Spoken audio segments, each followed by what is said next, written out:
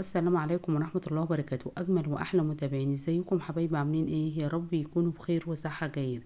بما ان البطاطا من أحلى الحاجات اللي ممكن تعمليها في الشتاء، رخيصة ومالية السوق. جربت تعمليها وتحطي عليها اللبن؟ اعمليها بالطريقة دي وانسي الشوي والسلق، وهتجربيها وهتعمليها من أجمل وأحلى صواني البطاطا.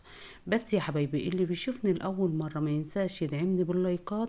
دعمكم ليا هيرفع القناة وايه والاشتراك في القناة. وشكرا على كل اللي حط لي لايك واشترك لي في القناة. ونسمي الله ونصلي على رسول الله ونشوف اجمل صواني البطاطا هنعملها ازاي. اول حاجة هنبدأ نعملها، هنجيب البطاطا وهات الكمية حسب رغبتك. انا هنا حوالي استعملت كيلو ونص من البطاطا. اول ما اجيب البطاطا يا حبايبي احطها في اي طبق، ونحط عليها المية ونسيبها لمدة 5 دقايق عشان اي حاجة عليها نتخلص منها، وبايدينا كده ونغسلها ونخليها زي ما انتوا شايفينها كده. بعد كده هنجيب المقشرة بتاع البطاطا وهنبدأ نقشر البطاطس بالطريقة اللي انتوا شايفينها دي. وبعد كده برضو هنغسلها.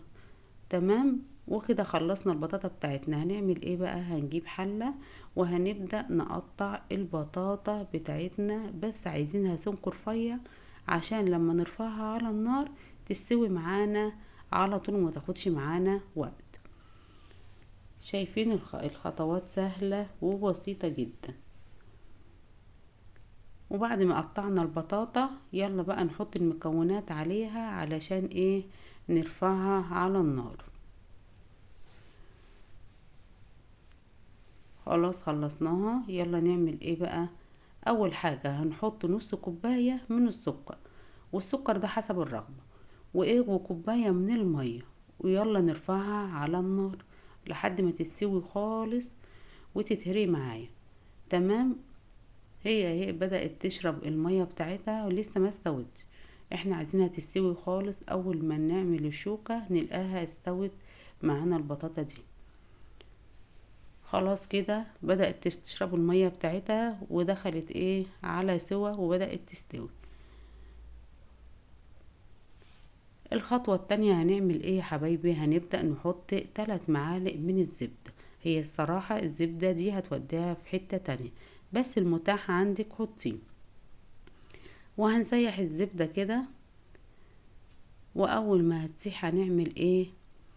هنحط عليها كوباية الا ربع من سميد البسبوسة. البسبوسة بتاعتنا اللي احنا بنعمل بيها البسبوسة اللي بتتباع عند ايه مستلزمات الحلواني.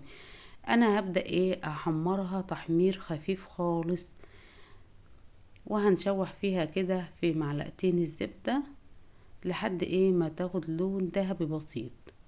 تمام. وهنقلب كده بالراحة خالص وانا مش عايزاها تتحرق. وبعد ما خلصنا الخطوة دي البطاطا بتاعتنا استوت. هنعمل ايه؟ بالشوكة.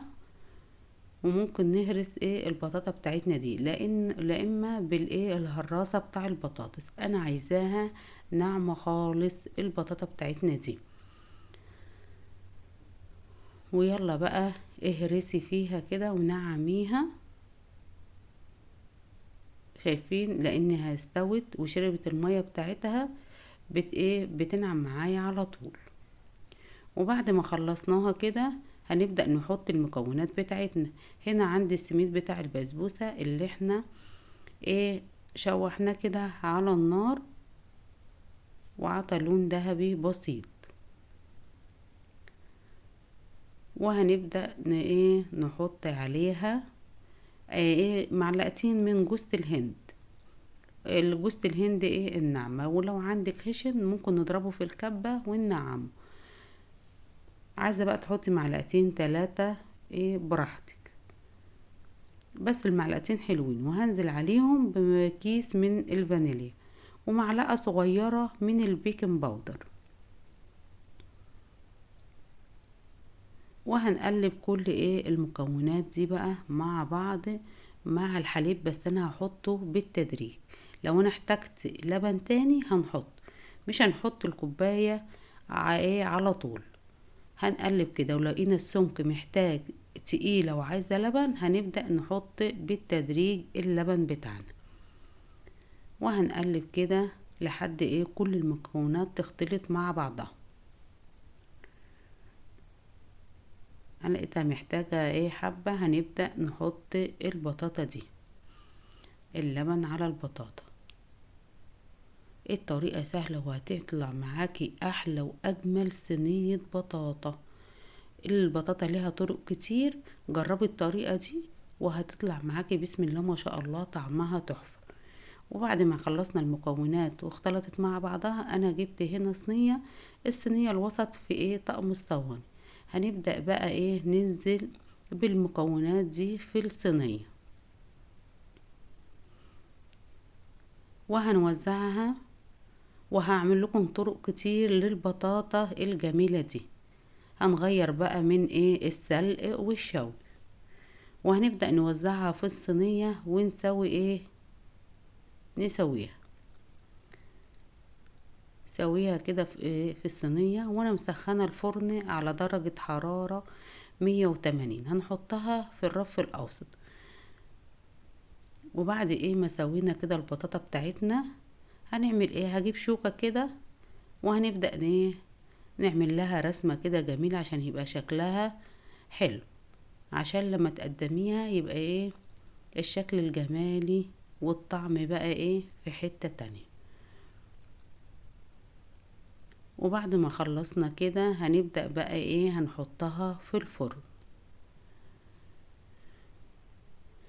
شايفين شكلها عامل ازاي؟ بسم الله ما شاء الله. يلا بقى ندخلها في الفرن على الرف الاوسط، وهنسيبها لما تاخد شايفين من الجوانب احمرت، يبقى تعرفوا كده ان صينية البطاطا بتاعتنا استوت. هنا عندي حبة ايه شربات تقيل. هنبدأ ايه ربع كوباية كده، لو عايزة تعمليها نص كوباية سكر على نص كوباية مية، وحوالي 4 دقايق ونسيبهم يغلوا على النار. بس ده السيرب ده كان عندي في التلاجة.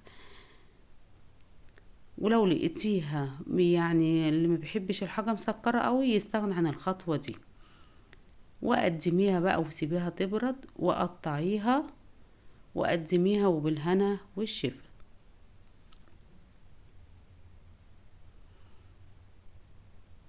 وهتطلع معاكي الخرطة بخرطتها. ولو اللي وصل معايا للتقطيع البطاطا مينساش يدعمني باللايكات والاشتراك في القناة، واسيبكم في رعاية الله وامنه.